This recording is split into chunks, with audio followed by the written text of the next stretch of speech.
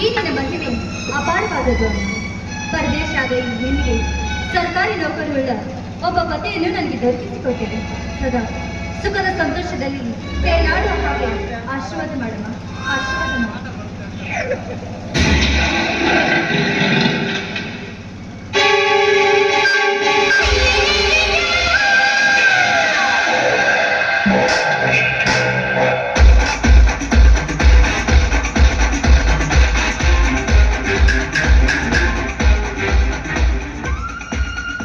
ಪರವಾಗಿಲ್ಲ, ನಿನ್ನ ಆಸೆ ಗೋಪುರಗಳ ಕನಸು ಕಾಣಲು ಏನೂ ಪರವಾಗಿಲ್ಲ.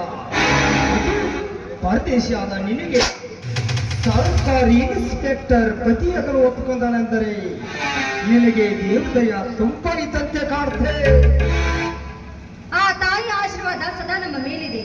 ಅಂದ ಮೇಲೆ ನನಗೆ ಒಳ್ಳೆಯದೇ ಆಗುತ್ತೆ ವಿನಃ ಕೆಟ್ಟದ್ದನ್ನು ಯಾವತ್ತೂ ಆಗಲಾರದು.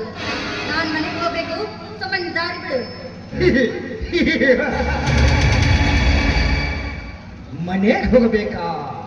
ಅದಕ್ಕೆ ನಾನು ನಿನಗೆ ದಾರಿ ಬಿಡ್ಬೇಕಾ? ಇದು ಬರಲು ಒಣವೆ ಮಾತ್ರ, ಹೋಗಲು ದಾರಿಲ್ಲ. ಅಂದ್ರೆ ವೈದ್ಯ ನೀನು ಸಿಕ್ಕಿದೆ ಅಂತ ಬಾಯಿಗೆ ಬಂದಂತೆ ಹೊಗಳುವೆಯಾ? ಹೊಗಳುತ್ತಿಲ್ಲ ಚಿನ್ನ, ನಿನ್ನ ಹೊಗಳ್ತಾ ಇದ್ದೀನಿ. ಓಹೋ, ಏನು ನಿನ್ನ ಈ ಕೇಸರ ರಾಶಿ, ದಾಳಂಬರಿ ಬೀಜನಂತೆ ಹೊಳೆತಿರುವ ನಿನ್ನ ಹಲ್ಲುಗಳು, ನಾಟ ಸಾದಂತೆ ಕೊಡಿಸುವ ನಿನ್ನ ನನಗೆ ಆ ನಡೆಯಿಂದ ನಡಿ ದಸ ಕಟ್ಟಿನ ಜೊತೆಗೆ.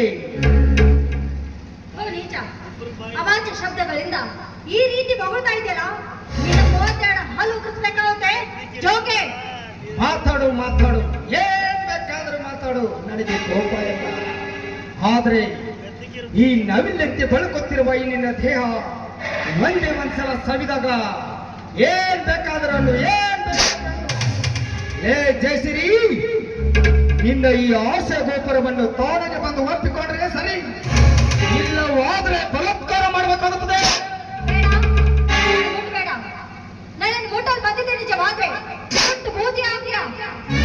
ಹೋಗಲು ದಾರಿ ಬಿಡು.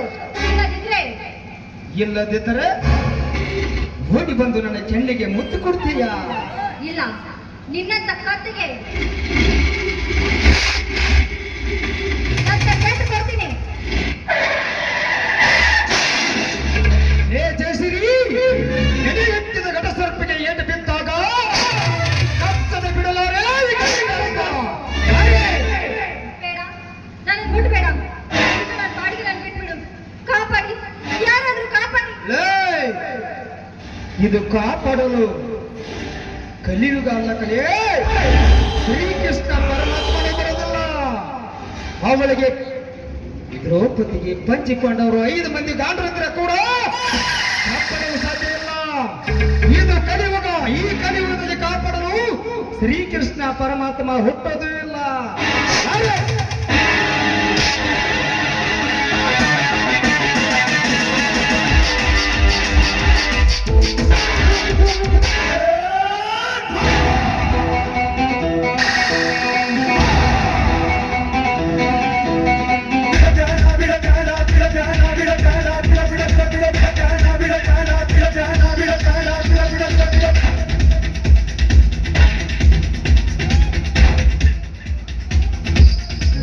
ಭಗವದ್ಗೀತೆಯಲ್ಲಿ ಶ್ರೀಕೃಷ್ಣ ಪರಮಾತ್ಮ ಏನು ಹೇಳ್ತಾನೆ ಗೊತ್ತೇನೋ? ನಿಮ್ಮಂತವರು ತುಂಡು ತುಂಡಾಗಿ ಕತ್ತರಿಸಿ ಹಾಕಬೇಕೆಂದು ಈ ಭೂಮಿಗೆ ಕಳಿಸಿದ್ದಾನೆ ನನ್ನನ್ನ. ಏನು ಮಾಡೋದಿಲ್ಲ, ನನ್ನನ್ನು ಬಿಟ್ಟು ಬಿಡು. ಬಿಟ್ಟು ಬಿಡ್ತೀನಿ. ಆದಷ್ಟು ಬೇಗ ನಾನು